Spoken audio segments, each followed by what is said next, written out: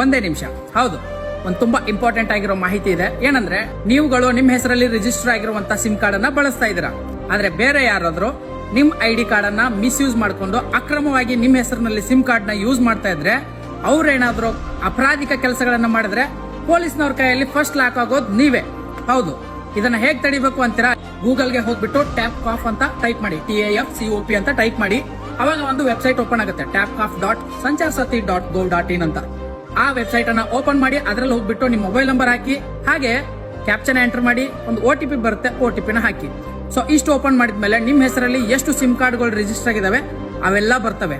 ಅವುಗಳಲ್ಲಿ ನೀವು ಬಳಸ್ತಾ ಇರೋದು ಯಾವ್ದೈತೆ ಅದನ್ನ ಬಿಡಿ, ಬಟ್ ನೀವು ಬಳಸದೇ ಇರೋ ಸಿಮ್ ಕಾರ್ಡ್ಗಳು ಅಲ್ಲಿದ್ರೆ ಆ ಆಪ್ಷನ್ ಅಲ್ಲಿ ನಾಟ್ ಮೈ ನಂಬರ್ ಅಂತ ಒಂದು ಆಪ್ಷನ್ ಇದೆ. ಅದನ್ನ ಕ್ಲಿಕ್ ಮಾಡಿ ಕೆಳಗಡೆ ರಿಪೋರ್ಟ್ ಮಾಡಿ. ಇದರಿಂದ ನೀವು ನಿಮ್ಮ ಹೆಸರಿನಲ್ಲಿ ಅಕ್ರಮವಾಗಿ ಯಾರಾದ್ರೂ ಸಿಮ್ ಕಾರ್ಡ್ ನ ಬಳಸ್ತಾ ಇರ್ತಾರಲ್ಲ ಅದನ್ನ ತಡೆಯಬಹುದಾಗಿದೆ. ಮತ್ತೆ ಈ ವೆಬ್ಸೈಟ್ ಬಂದ್ಬಿಟ್ಟು ಡಿಪಾರ್ಟ್ಮೆಂಟ್ ಆಫ್ ಟೆಲಿಕಾಂ ಕಮ್ಯುನಿಕೇಶನ್, ದೂರ ಸಂಪರ್ಕ ವಿಭಾಗದ ನಿರ್ವಹಣೆಯಲ್ಲಿರುವಂತಹ ವೆಬ್ಸೈಟ್, ಗವರ್ಮೆಂಟ್ ವೆಬ್ಸೈಟ್, ಯಾವುದೇ ಥರ್ಡ್ ಪಾರ್ಟಿ ವೆಬ್ಸೈಟ್ ಅಲ್ಲ. ಸೊ ಹೀಗಾಗಿ ಆರಾಮಾಗಿ ನೀವು ಇದನ್ನ ವೆಬ್ಸೈಟ್ ನ ಬಳಸಬಹುದು. ಕೊಟ್ಟರೆ ಮಾಹಿತಿ ನಿಮಗೆ ಉಪಯುಕ್ತವಾಗಿದ್ರೆ ಎಲ್ರಿಗೂ ಶೇರ್ ಮಾಡಿ, ಎಲ್ಲರನ್ನು ಜಾಗೃತರನ್ನಾಗಿ ಮಾಡಿ. ಧನ್ಯವಾದಗಳು.